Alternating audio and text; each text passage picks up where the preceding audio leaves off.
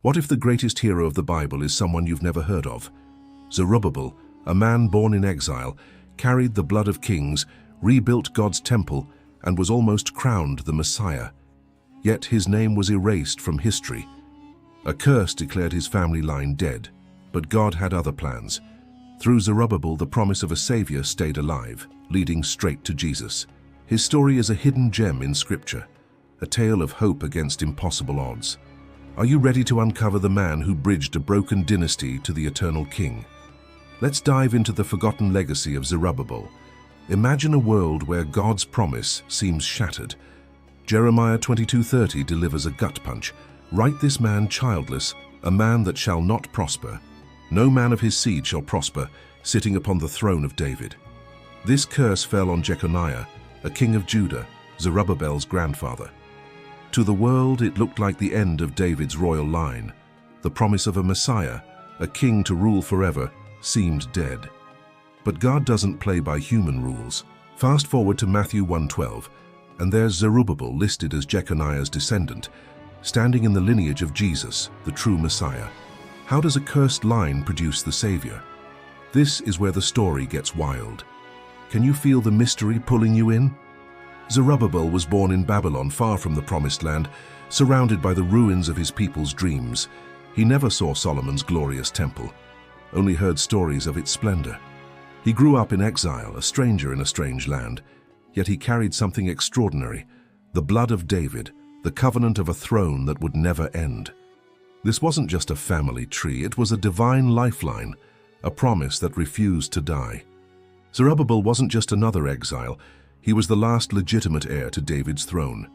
His very existence screamed hope. Have you ever felt like your dreams were lost, only to find God was still writing your story? Let's set the scene. After decades of captivity, the Jews were allowed to return to Jerusalem, a city in ruins. The temple, the heart of their worship, was a pile of rubble, a symbol of God's absence. Who steps up to lead this broken people? Zerubbabel. Ezra 3:8 tells us he, alongside Jeshua the high priest, began rebuilding the house of God. This wasn't just a construction project, it was a resurrection of hope. Zerubbabel, a man with no crown, led like a king. He wasn't a priest, yet he rebuilt the altar. He wasn't a prophet, yet he carried the weight of God's promise. The people looked to him and he pointed them to the God who never forgot them. Can you imagine the courage it took to stand in the ruins and believe in restoration? The prophets Haggai and Zechariah were buzzing with excitement. They saw Zerubbabel as more than a governor. He was a sign of something bigger. Zechariah 4:9 declares, "The hands of Zerubbabel have laid the foundation of this house. His hands shall also finish it." This wasn't just about bricks and mortar. It was about God's plan unfolding. The people whispered, "Could this be the Messiah?" Zerubbabel fit the mold, David's heir, restoring worship, bringing God's presence back. The air was thick with expectation. But here is the question: why would God choose a man in exile to carry such a massive promise? What's he trying to show us? Haggai 2:23 drops a bombshell. "In that day, says the Lord, I will take you, Zerubbabel, my servant, and make you like a signet ring, for I have chosen you."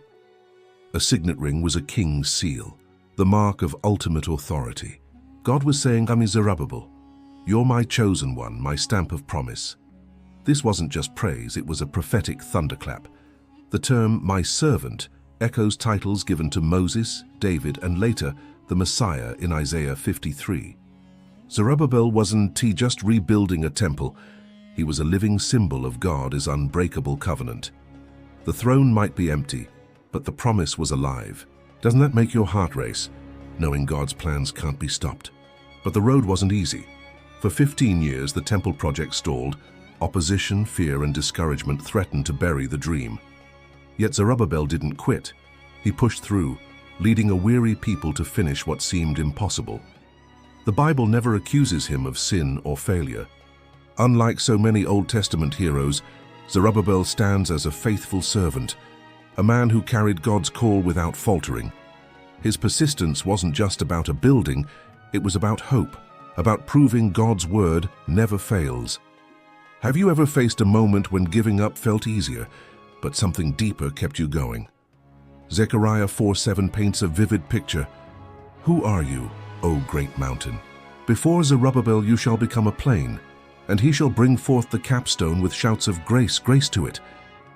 The capstone, the final stone of the temple, wasn't just a construction milestone, it was a prophetic symbol. Centuries later, Peter would call Jesus the chief cornerstone, 1 Peter 2:6-7, the foundation of God's eternal temple. Zerubbabel's work was a shadow of something greater, a hint of the Messiah who would come. When the people shouted grace, they were proclaiming a truth that would echo through the ages. God as grace builds what human hands cannot. Can you see the bigger picture forming? Zerubbabel wasn't the Messiah, but he was a mirror reflecting him. He laid the foundation for a physical temple, pointing to Jesus who would build the spiritual one. He carried David's blood, keeping the promise alive until the true king arrived. Every stone he placed, every step he took, was a whisper of the Savior to come. This is what makes Zerubbabel so special.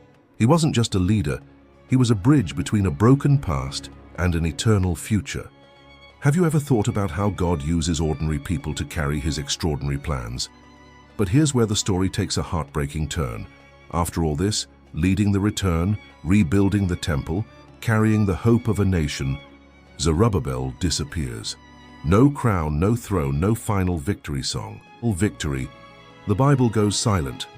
The man who was called God's signet ring, who stood at the center of prophetic visions, fades into the shadows. Why? Some say the Persian Empire wouldn't allow a Davidic king to rise. Others believe God had a bigger plan, using Zerubbabel to prepare the way, not to reign. But the silence is deafening. Have you ever felt like your work, your faith, your calling ended in quiet with no applause? What if that silence is part of God's story? This silence isn't failure, it's a divine pause. Zerubbabel's story feels unfinished because it was never meant to end with him. He was a seed, planted in the ground, waiting for the fullness of time. The throne of David stayed empty, but the promise didn't die. Israel stopped waiting for just a king. They began longing for the King of Kings. Zerubbabel's disappearance wasn't the end. It was a setup for something greater. Can you feel the tension, the hope, in that unanswered question? Then comes Matthew 1:12-13 and the curtain lifts. After they were brought to Babylon, Jeconiah begat Shealtiel, and Shealtiel begat Zerubbabel. There he is, not forgotten, but standing in the genealogy of Jesus. The man who vanished from history is a vital link in the chain that leads to the Messiah. Zerubbabel, the heir of a cursed line, kept the promise alive. He wasn't crowned, but he carried the bloodline that would birth the eternal king. This is the beauty of God's plan. Even when it looks like failure, he's weaving a masterpiece. Doesn't that give you hope for your own unanswered prayers? Zerubbabel's life was a living prophecy.